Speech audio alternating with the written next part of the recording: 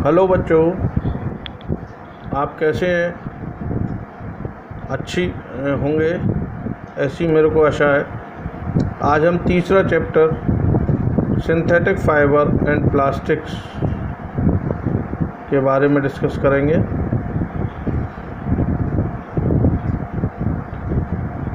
वस्त्र जिन्हें हम पहनते हैं वो कपड़ों से निर्मित होते हैं, फैब्रिक से निर्मित होते हैं।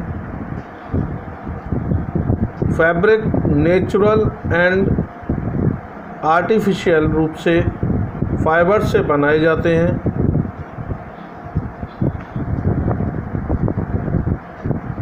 जैसे हमने पिछली कक्षाओं में पढ़ा है कि फाइबर्स दो प्रकार के होते हैं, नेचुरल फाइबर्स और सिंथेटिक फाइबर्स।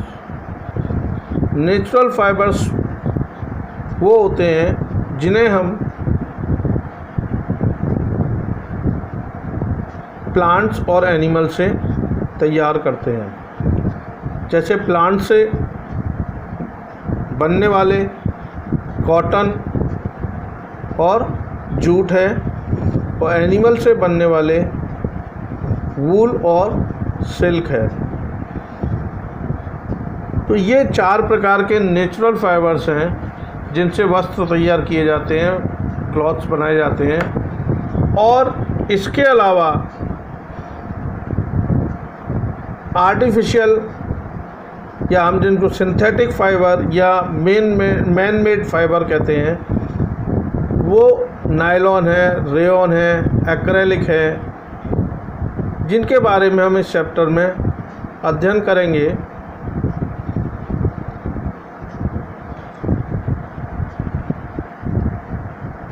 तो सिंथेटिक फाइबर हैं वो कैसे बनते हैं?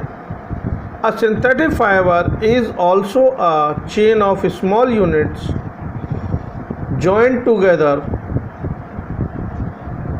छोटी छोटी इकाइयाँ होती है जिन्हें हम जोड़कर सिंथेटिक फाइबर तैयार करते हैं। जैसे मोती होते हैं, मोतियों को एक धागे में परोकर माला बनाई जाती है। इसी प्रकार से छोटे छोटी इकाइयों को हम इकट्ठा करके जोड़कर उनसे वस्त्र तैयार करते हैं, फाइबर तैयार करते हैं।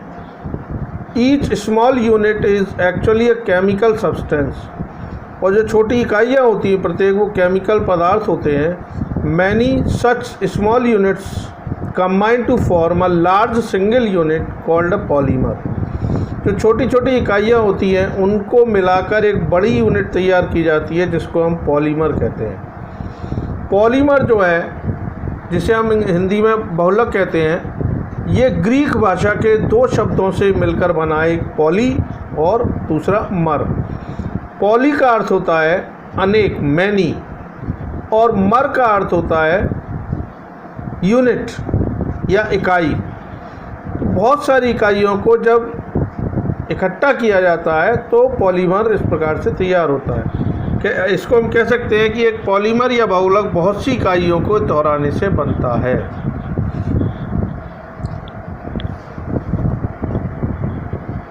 टाइप ऑफ सिंथेटिक फाइबर्स, अभी मैंने नाम बताए थे आपको, अब एक एक उनके बारे में थोड़ा थोड़ा अध्ययन करेंगे। सबसे पहले उसमें रेयॉन है। रेयॉन जिसको कि हम आर्टिफिशियल सिल्क भी कहते हैं,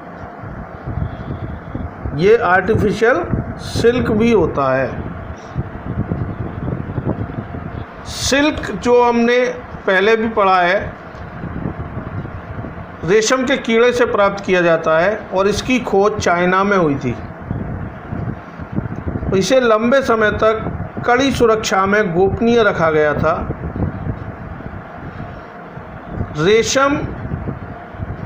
रेशे से प्राप्त कपड़ा बहुत ही एक्सपेंसिव होता है, परंतु इसकी जो टेक्सचर है, बनावट है, वो बहुत अच्छी होती है और हमारा मन मोह लेती है। इसको कृत्रिम रूप से बनाने के प्रयास किए गए, माने आर्टिफिशियल रूप से इसको कैसे बनाया जाए जिससे कि उसकी लागत कम आए। तो 19वीं शताब्दी के अंतिम में वैज्ञानिकों को रेशम समान गुणों वाले रेशे प्राप्त करने में सफलता प्राप्त हुई और इस प्रकार का रेशा जो था वो काष्ठ लुगदी के रासायनिक उपचार से प्राप्त किया गया। तो जो रेयॉन है वो क्या है? It is made from pure cotton और वुड पल्प, जिसको हम आर्टिफिशियल सिल्क भी कहते हैं।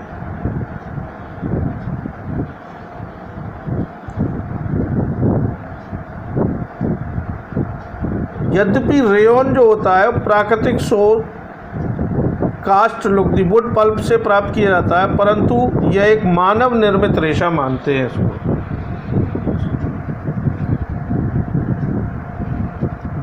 The fibres of rayon are long, smooth and shiny.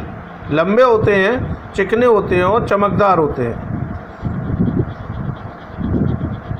Fabric obtain from silk fibre was very costly but rayon is cheaper than silk. जो fabric बनाई जाती है सिल्क से, रेशे से, सिल्क के रेशे से, वो बहुत कॉस्टली होती है, परंतु रेयॉन के द्वारा जो कपड़ा तैयार किया जाता है वो सिल्क की तुलना में सस्ता होता है। The rayon fibres have properties similar to that of silk. परंतु जो रेयॉन फाइबर होता है वो लगभग सिल्क के समान ही दिखता है। Rayon is mixed with cotton to make bedsheets. Rayon में यदि हम कॉटन की मात्रा को मिला देते हैं तो हम उससे बेडशीट तैयार करते हैं, चादरें तैयार करते हैं। और यदि rayon is mixed with wool to make carpet, अगर उसमें रेयॉन के साथ में ऊन को मिलाया जाता है तो कालीन या गलीचा जिसे हम कहते हैं वो तैयार कर सकते हैं। तो ये रेयॉन के बाद अब दूसरा आता है nylon. Nylon is another man made fibres. Nylon एक अन्य मानव निर्मित रेशा है। इन 1931 it was made without using any natural raw material from plant and और एनिमल। माने इसको 1931 में बिना किसी प्राकृतिक कच्चे माल का उपयोग किए गए बनाया था। It was prepared from coal, water and air. और इसको कोयले, जल और वायु से निर्माण किया गया था इसका।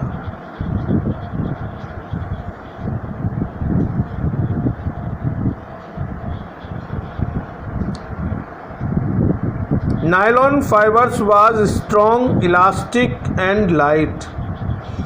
जो नायलॉन रेशा है वो बहुत ही प्रबल, प्रत्यास्थ और हल्का होता है और ये चमकीला और धुलने में आसान होता है, आसानी से धोया जा सकता है। इसीलिए इसके कपड़ों के निर्माण में नायलॉन का उपयोग कपड़ों के निर्माण में अधिक किया जाता है।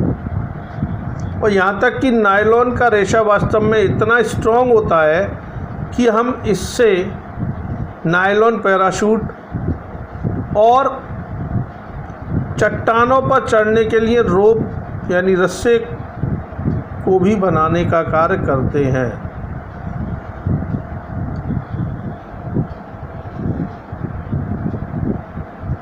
We use many articles made from nylon. बहुत सारे आइटम बना सकते हैं हम, such as socks, ropes, tent, toothbrush, car seat belt, curtains etcetera. जुराबें, रस्से, तंबू, दांत साफ करने के ब्रश, कार सीट की सीटों के पट्टे, स्लीपिंग बैग, शयन वाला थैला, और मैंने आपको बताई पैराशूट और पहाड़ों पर चढ़ने वाली रस्सी का भी निर्माण इसी से किया जाता है। नायलॉन का एक तार जो होता है वो इस्पात माने स्टील के तार से भी अधिक स्ट्रॉन्ग होता है। इसके बाद थर्ड टाइप की जो सिंथेटिक फाइबर है वो polyester. Polyester is another synthetic fibre, एक अन्य संश्लेषित रेशा है जो मनुष्यों के द्वारा तैयार किया जाता है। Fabric made from this fibre does not get wrinkle easily, और इस रेशे से बनने वाले कपड़ों में आसानी से सलवटें नहीं पड़ती हैं। It remains crisp and it easy to wash, यह बहुत सपाट रहता है और सरलता पूर्वक धुल जाता है। सिलवटें से मतलब जैसे हम कॉटन के कपड़े पहन के सो जाएं तो उसमें बहुत सारी सिलवटें पड़ जाती हैं जो बिना प्रेस के दूर नहीं होती हैं, परंतु जो पॉलिस्टर का जो कपड़ा होता है वो आप उसको पहन के भी सो जाएंगे तो उसमें सलवटें नहीं पड़ती हैं और वो सपाट सीधा ही रहता है।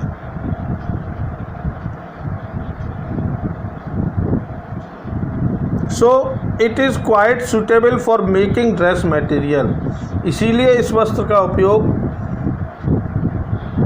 बहुत उपयोगी पदार्थ है और इसका उपयोग किया जाता है।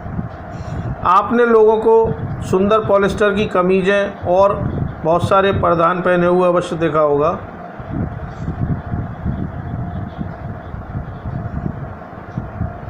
टेरिलिन इसी में पॉलिस्टर में ही एक लोकप्रिय पॉलिस्टर का नाम है। इसे बहुत महीन रेशों से बनाया जाता है। टेरिलिन। पॉलीएस्टर जो होता है वास्तव में एक रसायन है जो एस्टर कहलाता है। पॉली और एस्टर से मिलकर बनता है। एस्टर वे रसायन होते हैं जो फलों को उनकी गंध प्रदान करते हैं। इनसे जो पॉलिएस्टर से जो कपड़े बनाए थे पॉलीकॉट, पॉलीवूल, टेरिकॉट आदि नामों से बेचे जाते हैं। पॉलीकॉट जो होता है वो पॉलिएस्टर में कपास का मिश्रण होता है, कॉटन को मिलाकर बनाया जाता है। और पॉलीवूल जो होता है वो पॉलिएस्टर के साथ में ऊन का मिश्रण होता है।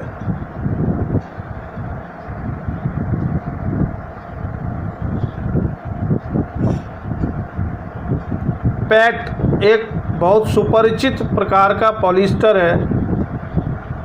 आपने बहुत सारी बोतलों के नाम सुने होंगे। पर्ल पैट की बोतलें, पर्ल पैट के डिब्बे होते हैं जो बहुत ही शानदार डिब्बे बोतलें होती हैं जो बहुत मजबूत होती हैं। तो पैट नाम से एक पॉलिस्टर होता है, उसकी बनाई जाती है। इसी प्रकार से सर्दियों के दिन में हम स्वेटर पहनते हैं, शॉल पहनते हैं, कंबल का उपयोग करते हैं। इनमें से बहुत से वास्तव में नेचुरल वूल के, जिसे हम वूल बोलते हैं, जो शीप से प्राप्त होती है, उसके बने हुए नहीं होते हैं, लगभग उसी के जैसे दिखाई देते हैं। इस प्रकार के रेशों से जो तैयार किए जाते हैं कपड़े वो एक्रेलिक कहलाते हैं। जो नेचुरल सोर्स से हमें ऊन प्राप्त होती है वो मोर एक्सपेंसिव, बहुत महंगी होती है।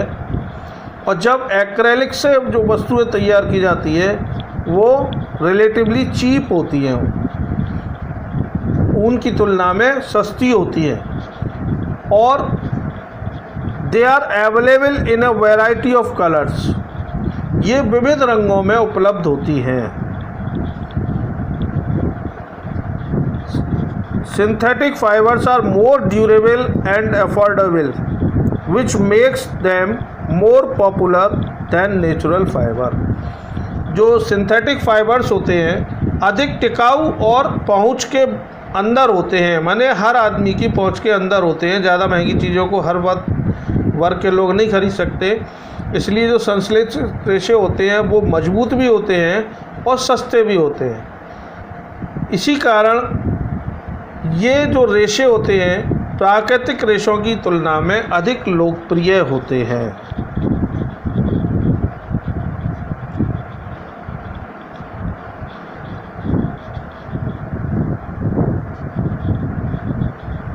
कैरेक्टरिस्टिक्स ऑफ सिंथेटिक फाइबर्स, जो संश्लेषित रेशे होते हैं उनके गुण धर्म।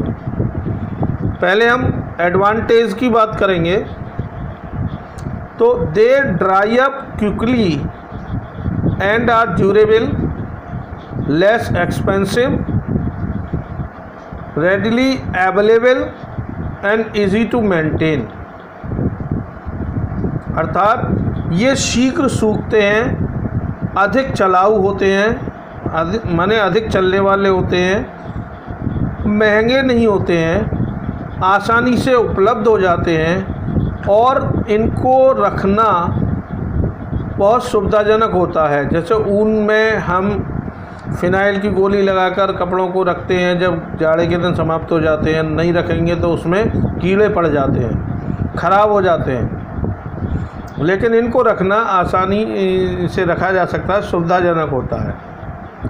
ये इसके एडवांटेज हैं, पर एडवांटेज के साथ ही साथ इसमें कुछ डिसएडवांटेज भी हैं।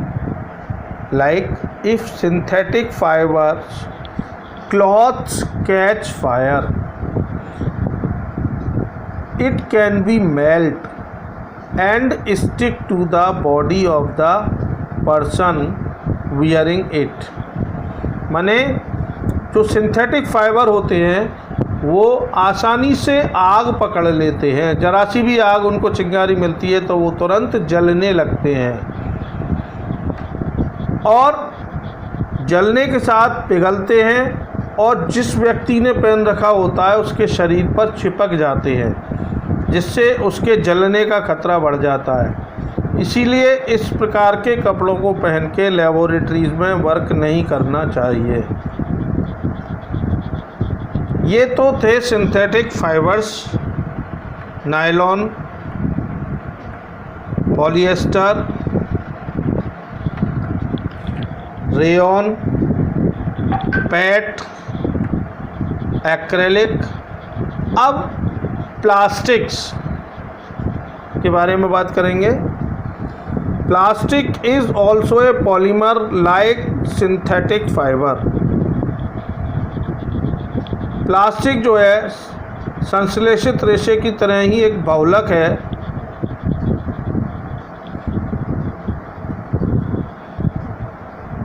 इसमें जो अरेंजमेंट होता है वो दो तरह से होता है। In a plastic polymers have linear arrangement of units, यानी जो छोटी छोटी इकाइयों को मिलाया जाता है, सीधे सीधे मिलाया जाता है, तब हम उसको लीनियर अरेंजमेंट कहते हैं। और where as in some other it is cross linked. Cross link एक सीधी एक तिरछी लगाई जाती है, खड़ी लगाई जाती है इकाइयाँ। तो ऐसी इकाइयों को मिलाकर जब प्लास्टिक तैयार की जाती है तो वो क्रॉस लिंक्ड कहलाती है। दो प्रकार के इस प्रकार से व्यवस्थाएं होती हैं जिसके द्वारा प्लास्टिक तैयार की जाती है।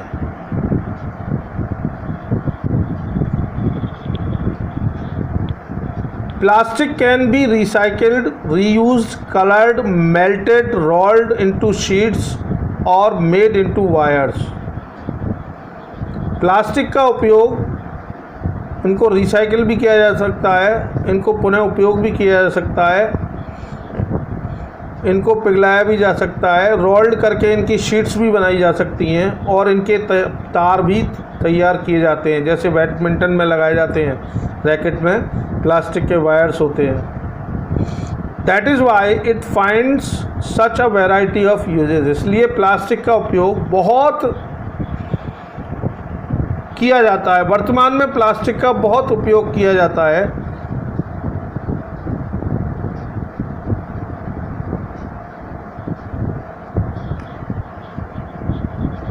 Such plastic which gets deformed easily on heating and can be bent easily are known as thermoplastic. Plastic is two types.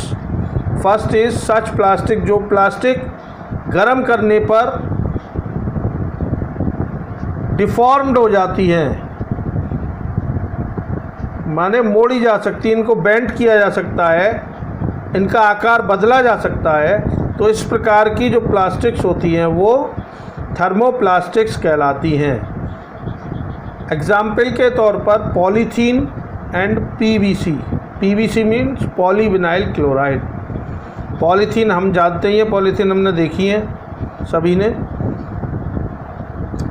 These are used for manufacturing toys, combs and various types of container। Plastic का जो उपयोग है, कौन सी, thermoplastic का जो उपयोग है, बच्चों के खिलौने बहुत सारे आते हैं प्लास्टिक के, कंगे आते हैं और बहुत तरह के डिब्बे, गोल होगा, चौकोर होगा, इस प्रकार के डिब्बे आते हैं, इनको बनाने में किया जाता है। और जो पॉलीथीन होती है वो पॉली और एथीन को मिलाकर तैयार किया जाता है, प्लास्टिक का मिश्रण होता है।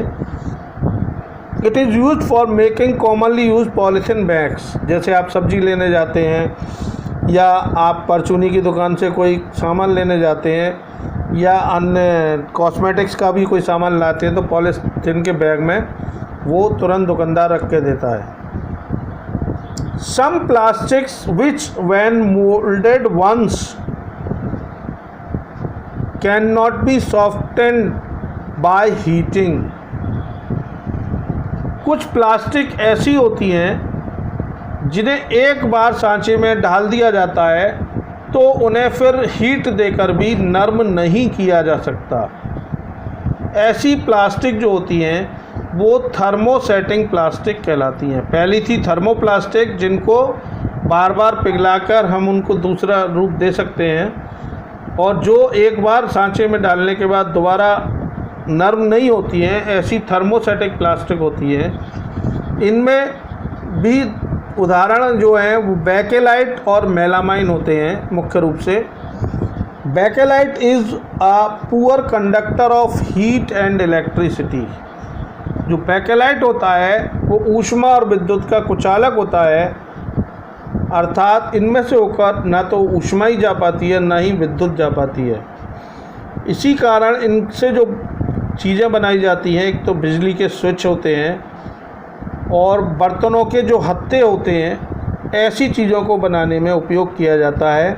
बिजली के स्विच में करंट नहीं आती है इनके कारण, और जो बर्तन होते हैं उनके हत्थे गर्म नहीं होते हैं। लोहे का हत्था होता है तो तुरंत गर्म हो जाता है, इसके ऊपर जो उसका हत्थे लगे रहते हैं वो उसको गर्म नहीं होने देते। जैसे बिजली का प्लास आपने देखा होगा, उस पर प्लास्टिक चढ़ी रहती है जिससे करंट नहीं लगता है, क्योंकि ये पुअर कंडक्टर हैं हीट और इलेक्ट्रिसिटी के। इसलिए इस प्रकार के सामान बनाने में बेकेलाइट का उपयोग किया जाता है।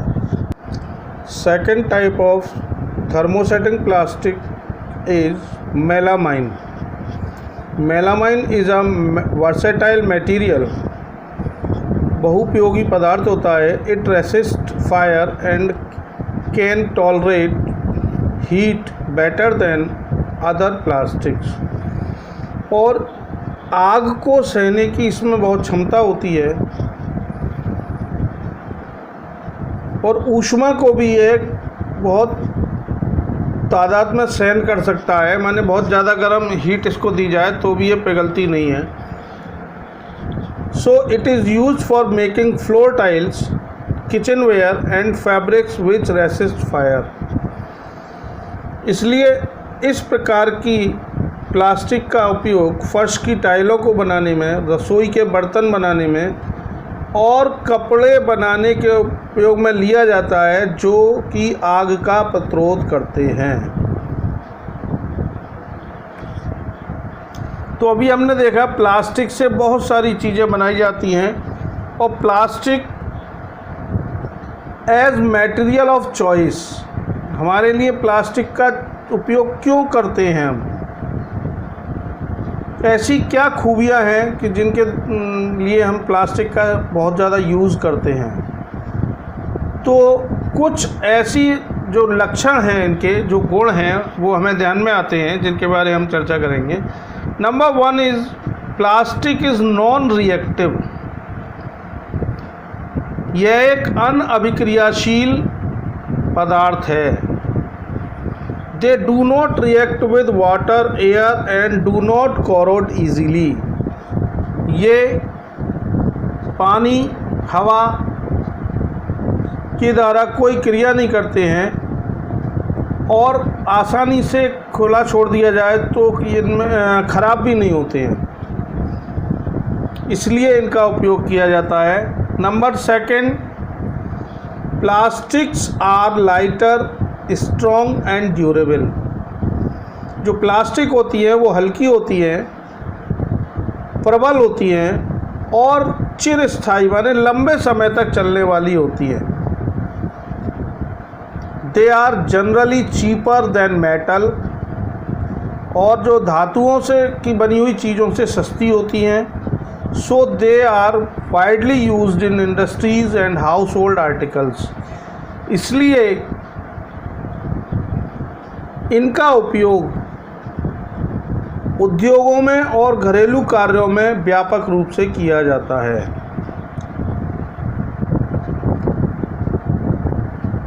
Number 3, plastics are poor conductors. Plastics are poor conductors of heat and electricity. गर्म का कोई उस पर प्रभाव नहीं पड़ता है और विद्युत और ऊष्मा की कुचालक होते हैं। That is why electrical wires have a plastic covering and handles of screwdriver are made of plastics। इसलिए बिजली के तार प्लास्टिक से ढके होते हैं। अंदर लोहे का या कॉपर का तार होता है, उनके अंदर एल्युमिनियम का तार होता है, लेकिन ऊपर से प्लास्टिक की कवरिंग की जाती है, जिस कारण ना तो हमें करंट लगता है ना ही वो ज़्यादा गर्म होते हैं। इसी प्रकार से खाना बनाने वाले पात्र जो होते हैं, बर्तन होते हैं, उनके हत्थे, जैसे कुकर का हत्था है, चाय बनाने का बर्तन होता है उसका हैंडल होता है, ये इस प्रकार की प्लास्टिक के बने होते हैं जिससे कि वो गर्म नहीं होते हैं। तो ये इनके गुण हैं, लक्षण हैं, जिनके कारण प्लास्टिक का सर्वाधिक उपयोग करते हैं। परंतु क्या प्लास्टिक का इतना उपयोग पर्यावरण के लिए लाभदायक है अथवा नहीं?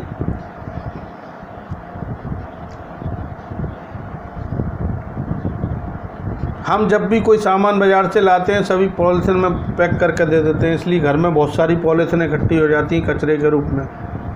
फिर ये प्लास्टिक कूड़ेदान में चली जाती हैं और इनका जो निस्तारण होता है, माने इनको डिस्पोज ऑफ करना होता है, वो बहुत ही कम होता है। माने इनका डिस्पोज ऑफ नहीं किया जा सकता। प्लास्टिक गलती नहीं है, प्लास्टिक सड़ती नहीं है, सालों लग जाते हैं। और यहाँ तक कि हम कोई भी खाने की चीज़ प्लास्टिक में करके फेंक देते हैं, जिसके कारण जीव जंतु उसको खाते हैं और उनके पेट में प्लास्टिक जमा हो जाती है, जिसके कारण उनकी मृत्यु तक हो जाती है। तो plastic takes several years to dispose of.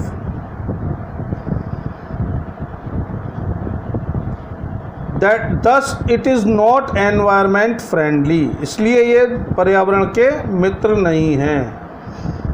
It causes environmental pollution. इसीलिए ये पर्यावरणीय प्रदूषण उत्पन्न करते हैं। मानो आप सोचो कि हम प्लास्टिक को जला दें।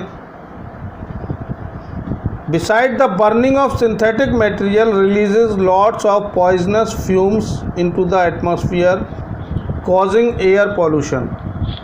जलाने पर क्या होता है, पिघलने के साथ साथ इसमें बहुत सारी विषैली गैसें निकलती हैं जो पर्यावरण को दूषित करती हैं, जिससे वायु प्रदूषण का भी खतरा बढ़ता है।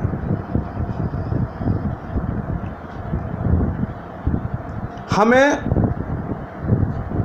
वह पदार्थ यूज़ करने चाहिए जिनका आसानी से डिकम्पोज हो सके, जैसे बायोडिग्रेडेबल पदार्थ होते हैं, जिन्हें हम हिंदी में जैव निम्नकरणीय पदार्थ कहते हैं।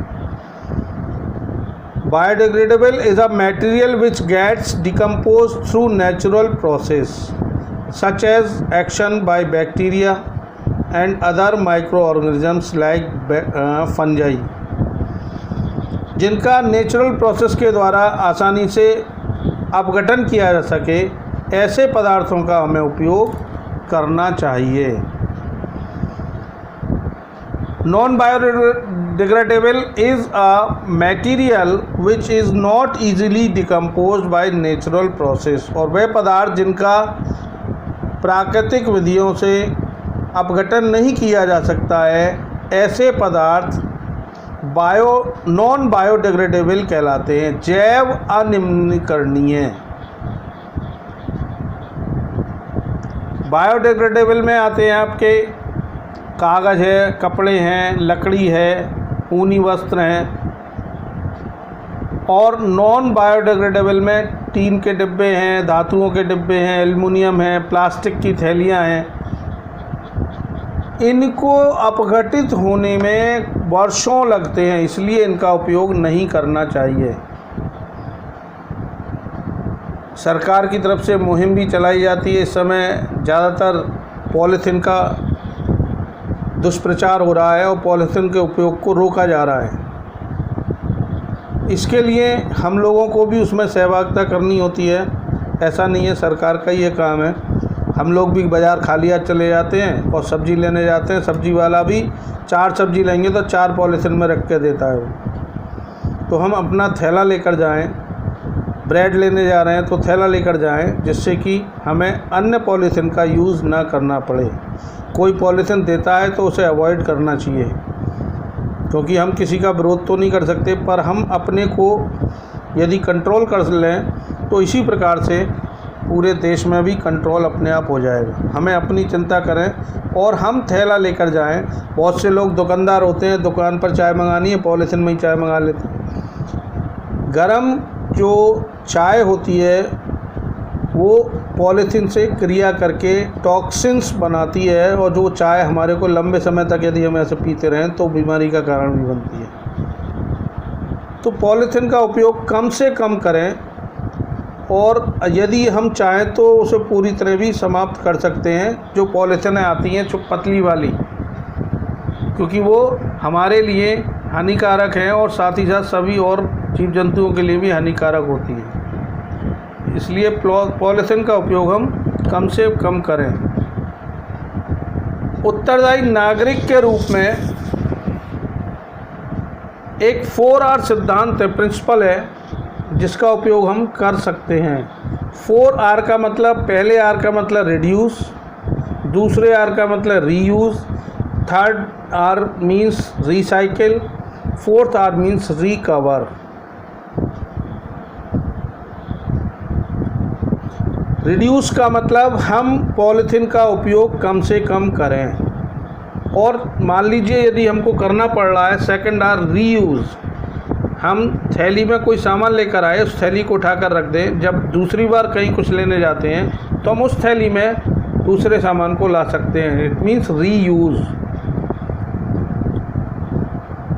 रिसाइकिल, जहाँ रिसाइकिल होती है हम अपने आप नहीं कर सकते, तो जहाँ पॉलीथीन का रिसाइकिल होती है वहाँ तक हम पहुँचाने का प्रयास करें, जिससे कि वो दोबारा उससे पॉलीथीन बनकर मार्केट में आ सके।